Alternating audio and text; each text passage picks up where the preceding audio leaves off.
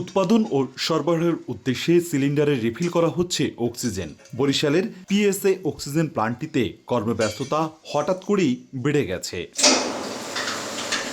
বরিশাল সদর হাসপাতাল চত্বরে সরকারের নির্মিত অক্সিজেন প্লান্টটি ২৪ ঘন্টায় ১৪,৪০,০০০ লিটার অক্সিজেন উৎপাদন করতে সক্ষম, যা দিয়ে জেলার সব সরকারি হাসপাতালের চাহিদা পূরণ করাও সম্ভব। তবে সক্ষমতা থাকতেও এটি অকার্যকর করে রাখার অভিযোগ ওঠে।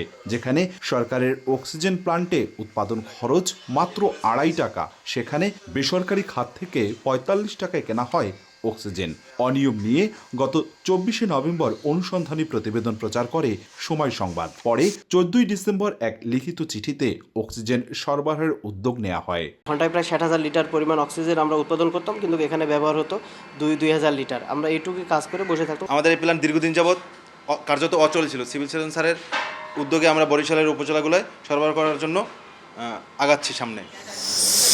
সরকারের অক্সিজেন প্লান্ট বসিয়ে রেখে বেসরকারি খাত থেকে বেশি দামে কেনার সঠিক ব্যাখ্যা দিতে পারেনি স্বাস্থ্য বিভাগ। আমরা যদি এই প্ল্যান্ট দিয়ে অন্যান্য হাসপাতালে অক্সিজেন সরবরাহ করতে পারি, একদিকে রোগী যেমন উপকৃত হবে, তেমনি দেশের অর্থনৈতিকটাও আমরা কিছুটা হলেও সেভ করতে পারব।